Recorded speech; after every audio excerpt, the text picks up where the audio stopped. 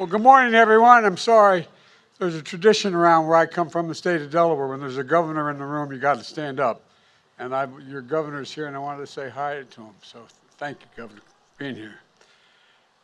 It's a wonderful Thanksgiving tradition here at the White House. There's a lot to say about it, but it's chilly outside, so I'm going to keep this short. Nobody likes it when their turkey gets cold.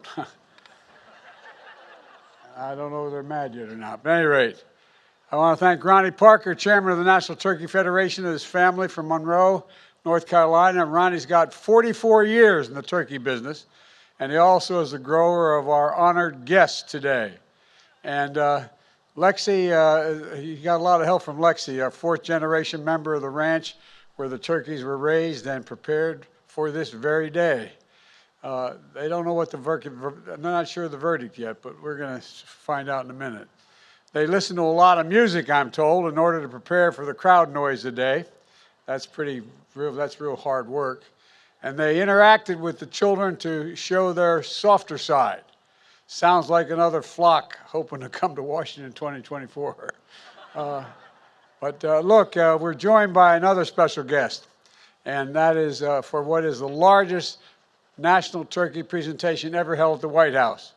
My dear friends, I'm going to introduce them again. Roy Cooper and First Lady Kristen Cooper here. Truly fantastic leaders. Say hi, man. We're also joined by Congressman Dan Bishop. Where are you, Danny? Hey, Dan, welcome. Great to see you here. Thank you. And from the 9th District of North Carolina. And a special thanks to members of my staff and their young children who are here today as well. Matter of fact, if you look, you see that dog up in the balcony there, that German Shepherd? That's my dog, Commander. I was worried if he came down here with all of, he just do nothing but kiss you and lick you. But he may go after the turkeys, so I kept him up there. But we're joined by another group of kids, as I said, from students from Brooklyn Middle School. The reason they're here in Washington, the reason they're joining us today is, they were invited a couple years ago to come, but because of COVID, we couldn't have it. So I'm glad you guys came this year. Thank you very, very much for coming. And we're also joined by students from the 4-H programs of Virginia and Maryland and the folks from the National Future Farmers of America. I want to thank them for being here as well. But before I gobble up too much time, I didn't mean to get started, man. Don't start on it. And by the way, that's my grandson, Bo, up there, and my granddaughter. Don't let him jump. At any rate, we got to get on with this. First of all, the votes are in. They've been counted and verified. There's no ballot stuffing. There's no foul play. The only red wave this season is going to be a German Shepherd Commander who knocks over the cranberry sauce on our table. That will cause, they are big turkeys, aren't they? My fellow Americans, please welcome the 2022 National Thanksgiving Turkeys, Chocolate and Chip. I tell you what, man. They can go wherever they want. Of course, chocolate is my favorite. Chocolate is my favorite ice cream. We could have named them Chips and Science. But anyway, it would have been good names as well. But Chocolate Chip weighs 46 pounds, and I'm told he loves catching sun on the Outer Banks. And Chip weighs 47, and he loves barbecue and basketball, I'm told. After receiving their presidential pardons today, Chocolate and Chip are going to head to one of the nation's great basketball schools and research universities, North Carolina State. Now, when we told them they were joining the wolf pack, they got a little scared. But then we explained it was just a mascot for the school, as one of the nation's best poultry science departments in the country. And now, based on their temperament and commitment to being productive members of society, I hereby pardon. Yes. I hereby pardon Chocolate and Chip. Which one's Chocolate? Who's Chip?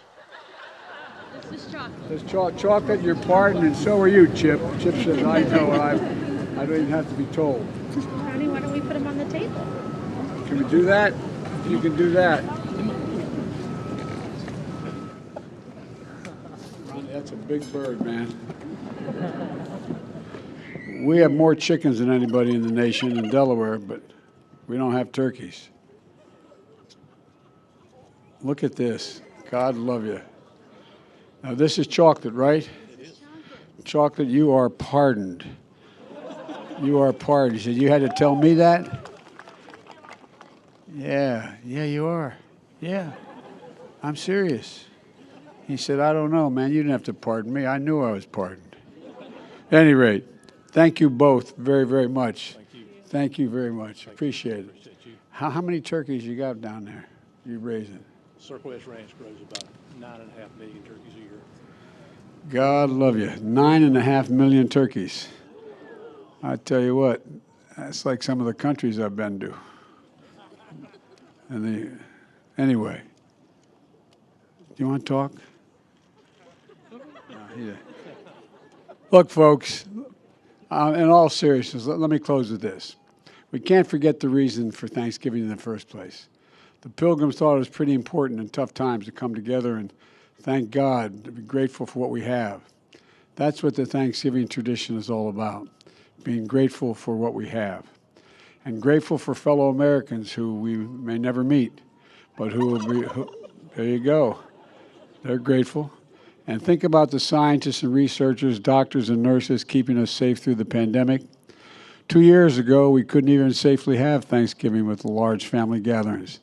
Now we can. That's progress, and let's keep it going. We have new COVID vaccine updates to deal with, new variants to protect you and your loved ones. So get it today. Get your flu shots as well. This winter can be much happier than recent holiday seasons, but you have to do your part. Please visit vaccines.gov.